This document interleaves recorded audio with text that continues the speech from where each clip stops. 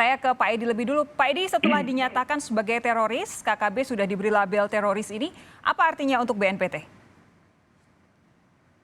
Baik, Mbak.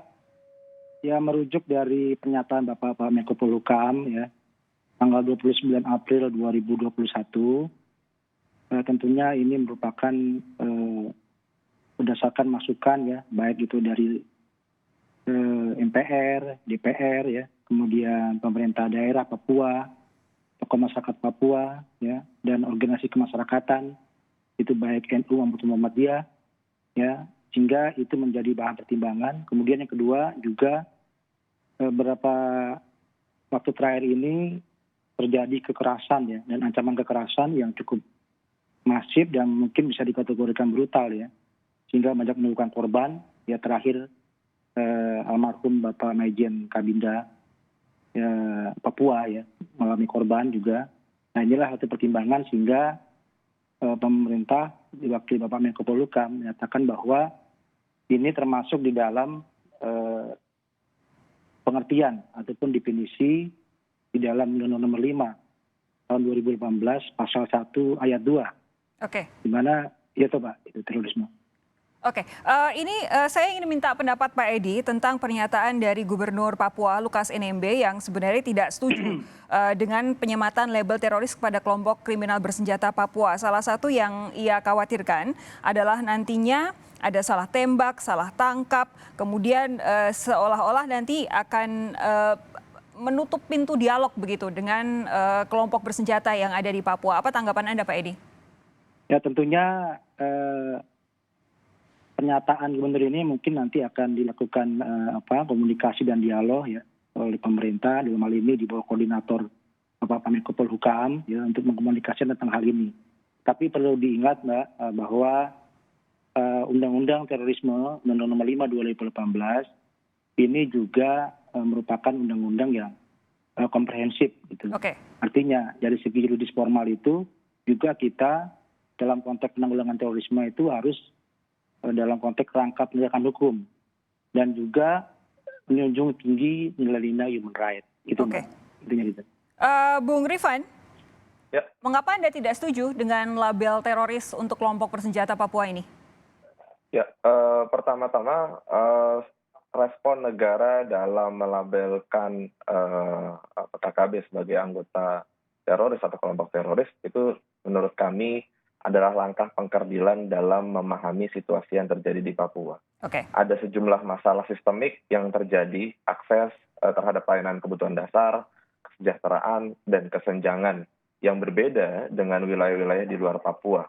Itu adalah masalah sistemik dan direspon dengan cukup reaktif dengan langsung melabelkan KKB sebagai kelompok teroris gitu. Nah, ini kan ada implikasinya terhadap sejumlah masalah tersebut gitu. Satu, tertutupinya masalah-masalah tersebut dan disimplifikasinya persoalan Papua menjadi persoalan keamanan semata. Nah, itu yang semestinya jangan terlalu terburu-buru lah. Terlebih lagi pernyataan Gubernur Papua itu sudah berbeda dengan kemauan dari pusat. Itu kan salah satu bukti bahwa tidak ada koordinasi antara pemerintah pusat dengan pemerintah daerah dalam membaca situasinya. Di satu sisi kita percaya ada desentralisasi. Apakah Anda mau bilang kalau kemudian buru-buru menyematkan label teroris, jangan-jangan nanti urusan utamanya kenapa sampai ada kelompok bersenjata tidak jadi teralihkan begitu? Iya, betul. Jadi teralihkan karena fokus utamanya itu adalah pendekatan keamanan. Nah, saya mau merespon sedikit soal pernyataan Pak Edi tadi terkait dengan beberapa kasus terakhir di Papua.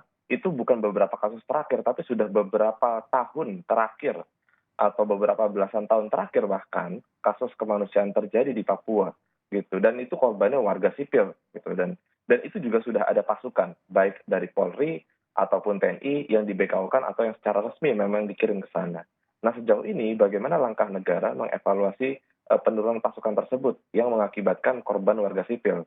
Kalau tadi Pak Mahfud sempat menyinggung perihal ini bukan mengincar warga sipil tapi khusus kelompok KKB. Nah, itu bagaimana cara memastikannya ketika selama ini proses yang terjadi ketika ada keterlibatan dari Polri ataupun TNI di situasi Papua yang entah apa statusnya sekarang itu menimbulkan banyak korban dari warga sipil, Oke. terutama anak sekolah, terus ada pendeta dan lain sebagainya. Oke, itu nanti akan saya tanyakan ke Pak Edi, tapi saya mau tanya dulu Bung Rifan. Kalau kemudian hanya tadi Anda sudah bilang bahwa dalam beberapa tahun terakhir sebenarnya sudah banyak korban begitu, tapi spesifik di tahun 2021 yang baru bulan keempat ini paling tidak ada 10 orang yang meninggal, baik sipil maupun aparat, karena ditembak kelompok bersenjata. Tidakkah ini menurut Anda jadi alasan yang mumpuni, jadi alasan yang memadai untuk kemudian memberikan label yang lebih tinggi dibanding sekedar kelompok bersenjata? Mungkin salah satunya adalah teroris. Tidak bisa serta-merta kita langsung memotong itu langsung ke memasukkan ke KKB sebagai kelompok teroris. Tapi kita juga harus lihat rekam jejaknya. Papua itu berbeda dengan wilayah-wilayah lainnya. Ada persoalan bagi pusat kadangkala untuk melihat situasi yang terjadi di Papua. Jadi tidak bisa dipotong dari 2021 gitu. Nah, sekalipun kita mau melihat dari 2021, yang pertama bisa dilakukan adalah pertama, Kontras beberapa waktu lalu mengirimkan surat keterbukaan informasi publik kepada Polri ketika ramai-ramai ada pertukaran pasukan. Di situ disebutkan, Polri menjawab, kemudian di situ disebutkan ada sejumlah pasukan yang ditempatkan di beberapa wilayah atas tujuannya untuk mengamankan polsek-polsek dari KKB dan sebagai operasi keamanan kayak gitu. Nah, itu sejauh ini sudah sampai mana? Gitu. Oke. Langkah itu kan ada sebelum negara meresmikan KKB sebagai kelompok teroris kemarin. Oke. Gitu. Nah, itu evaluasinya sudah sejauh mana? Itu yang perlu dipertimbangkan, saya rasa. Sebelum saya minta Pak Edi untuk memberi respons atas pernyataan Bung Rifan barusan, saya ingin tanya dulu, Pak Edi, kalau dari perbincangan yang dilakukan BNPT dengan pemerintah begitu, pelabelan teroris ini bukan karena ada perwira tinggi yang jadi korban penembakan kan? Bukan semata karena itu kan? Bukan, Mbak. Jadi kenapa saya tadi ungkapkan bahwa Januari sampai April aja sudah ada peristiwa menonjol kurang lebih 28 kejadian. Ya, sebelumnya sudah banyak ya, ada 48 kejadian. Nah, inilah menunjukkan bahwa dan juga kita memperhatikan masukan dari beberapa tokoh adat, tokoh pemuda Papua sendiri yang banyak datang ke Pak Menko Polhukam. Nah, kemudian Pak Menko mengadakan rapat ya kementerian lembaga untuk sama-sama mengkaji ini. Sebenarnya sudah beberapa bulan terakhir ini mengkaji tentang peristiwa ini dan diputuskan ketika tanggal 29 Pak Menko memutuskan bahwa kejadian-kejadian itu perbuatan kekerasan dan kekerasan ini menyangkut masuk dalam kategori unsur definisi terorisme di dalam Undang-Undang 5. Oke. Yaitu pertama ancaman kekerasan, kemudian menimbulkan suasana teror yang meluas, korban massal, dan menentukan kehancuran, kerusakan, objek vital, dan segala macam dengan motif ideologi, politik, dan gangguan keamanan. Lalu tadi beberapa hal yang disampaikan oleh Bung Rifan, salah satunya adalah bahwa sebenarnya adanya pasukan, petugas keamanan di sana, entah itu dari Polri maupun TNI, sebenarnya juga memunculkan dampak-dampak tersendiri bagi masyarakat sipil. Apa yang bisa Anda sampaikan, Pak Edi? Ya, mungkin itu kendala teknis, Pak, ya. Itu yang sedang dievaluasi ya. Kita menunggu ya, sambil menunggu hasil konsolidasi sejak diputuskan oleh Pak Menko Polhukam tanggal 29. Nah, ini pemerintah sedang berkonsolidasi untuk menentukan CB-CB berikutnya. Ya, karena faktor geografis juga berpengaruh. Ya, kemudian wilayah Papua cukup luas dan memang sentra mereka itu dia basisnya di wilayah pegunungan. Nah, ini salah satu pertimbangan sehingga ini kita sedang menunggu nih, Mbak. Kementerian lembaga terkait untuk konsolidasi pasca Pak Menko Polhukam memutuskan sebagai OPM PKB sebagai kategori teroris. Yang saya garis bawahi dari pernyataan Pak Edi tadi kendala teknis katanya akan dijawab, direspons oleh Bung Rifan sesaat lagi. Tetap bersama kami di Sapa Indonesia Malam. Bung Rifan, tadi perhatian Anda soal adanya petugas keamanan Polri maupun TNI di Papua yang ada impactnya, ada dampaknya terhadap masyarakat sipil. Pak Edi tadi menyatakan ada itu soal kendala teknis begitu. Apa tanggapan Anda? Pertama, kalau misalkan terbukti itu adalah kendala teknis, berarti kan harus ada evaluasi. Evaluasi ini yang akan kemudian menentukan peran dari TNI dan Polri di luar pelabelan KKB sebagai kelompok teroris, itu bagaimana perannya? Apakah ini tadi Pak Edi menyatakan akan dievaluasi ya? Betul. Nah, semestinya evaluasi berjalan dulu, bukan langsung reaktif untuk mempercepat lah definisi KKB sebagai kelompok teroris. Oke, begini, yang kemudian salah satu implikasi paling mendasar dari pelabelan teroris terhadap kelompok bersenjata Papua ini adalah tadinya menggunakan KUHP karena kelompok bersenjata, kemudian berubah menjadi undang-undang terorisme. Apakah apa yang paling mendasar menurut Anda dari implikasi perubahan penggunaan undang-undang ini? Apakah jadi pelabelan ini jadi menutup pintu dialog? Iya, itu konsekuensi jangka panjangnya jelas gitu. Yang pertama, selain tadi yang disebutkan, ada nanti ke depannya ada upaya stigmatisasi terhadap orang-orang asli Papua terutama yang sedang menggunakan hak konstitusionalnya untuk menyimbangkan diskursus negara terkait dengan situasi Papua. Karena persoalan sistemik tadi, wajar jika masyarakat Papua itu menyuarakan kondisinya dan lain sebagainya gitu, yang memang caranya bermacam-macam. Mungkin ada yang demo lah, terus itu melalui media sosial dan lain sebagainya. Tapi ketika pelabelan ini ditujukan kepada KKB, itu akan berdampak pada meluasnya stigmatisasi tersebut.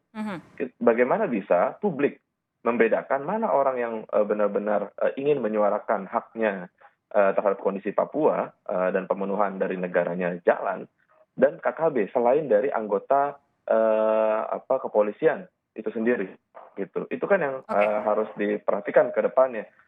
Oke. Yang lebih parah lagi, ya. Silakan. Oke. Yang lebih parah lagi nanti itu akan berdampak pada jatuhnya korban sipil yang selama ini prosesnya itu tidak jelas bagaimana mekanisme pemulihannya, mekanisme penegakan hukumnya atas penurunan pasukan yang selama ini berjalan. Ya. Gitu.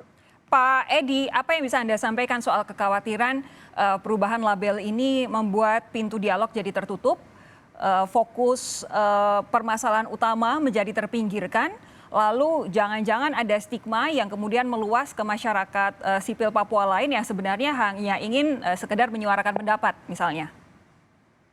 Ya, sebenarnya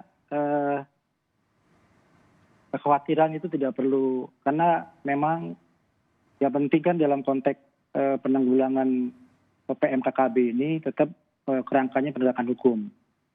Ya, yang dahulu memang mungkin ketika sebelum ditetapkan sebagai kategorikan teroris itu menggunakan KUHP. Ya, di mana KUHP ini kan jangkauannya ada terbatas lah. Contohnya ketika mengenakan korporasi misalkan. Nah, korporasi itu kan di dalam KUHP tidak terkomodir. Itu hanya ada di undang-undang lex spesialis. Nah, oleh sebab itu undang-undang nomor 5 ini dianggap bisa mengakomodir itu, sehingga juga ketika dikategorikan terorisme, juga pelaku terorisme itu tidak bisa berlindung di balik tindak pidana politik di luar negeri ketika proses ekstradisi. Sehingga mereka tidak bisa melakukan propaganda, penggalangan dana, dukungan politik. Nah, ini yang dikejam, sehingga kalau terorisme itu kan menjadi dukungan musuh semua negara. Sehingga negara-negara yang mungkin menampung nanti misalkan OPM di luar negeri, itu bisa diekstradisi. Kemudian kedua, untuk langkah early warning system, pencegahan sudah ada Undang-Undang Nomor 9 2013 untuk melakukan asset freezing without delay, yaitu pemblokiran serta-merta tanpa proses peradilan, tapi cukup menetapkan pengadilan untuk melakukan pencegahan itu tadi. Dan jadi kalau menurut saya, ini tadi bukan dievaluasi ya, konsolidasi. Konsolidasi.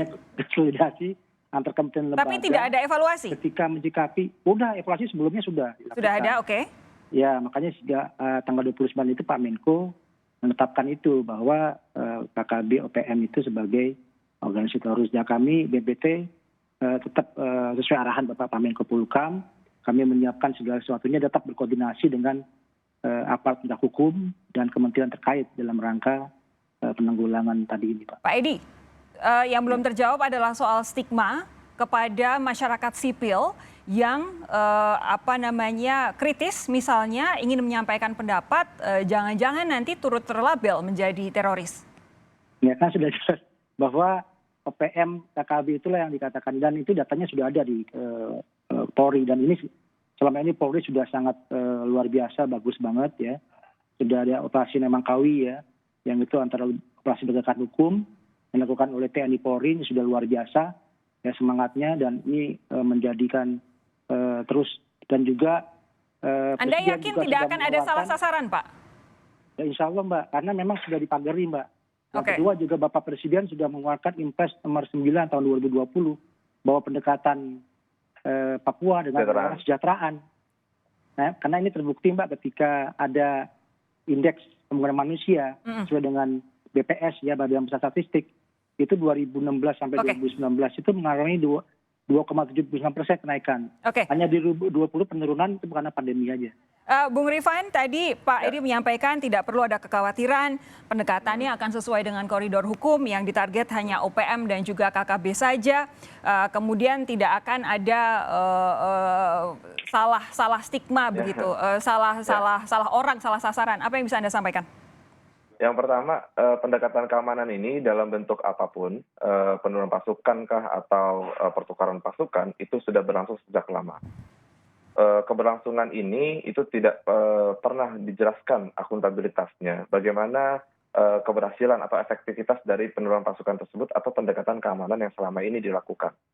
Itu yang perlu dipertimbangkan kembali terkait dengan pelabelan teroris kepada KKB ini, karena ada implikasinya terhadap peran TNI nanti ke depannya sambil menunggu perpresnya. Yang kedua, kalau tidak perlu khawatir, semestinya kita merasa perlu khawatir dan harus khawatir karena situasi kebebasan sipil hari ini itu menyusut.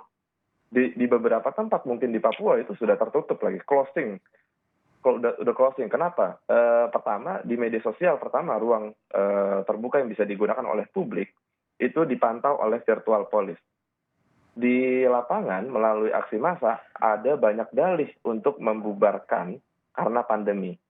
Sementara berbagai kegiatan dari kenegaraan itu terus berlangsung yang kumpul-kumpul sifatnya. Terus juga ada ancaman represivitas dari aparat keamanan.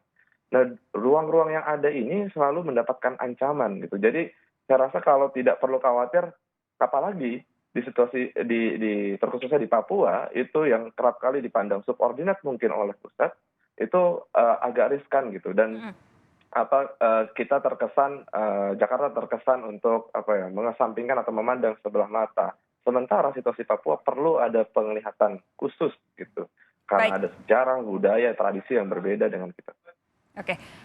Kita nanti kawal bersama bagaimana implikasi pelabelan teroris ini untuk kelompok bersenjata di Papua yang kita harapkan tentu saja masalah utama yang dihadapi masyarakat Papua tidak kemudian terpinggirkan. Karena itu yang paling utama dan harus memang benar-benar diselesaikan oleh pemerintah. Pak Edi Hartono, terima kasih. Bung Rifan Lee Anandar, terima kasih sudah bergabung bersama kami di Sapa Indonesia malam hari ini.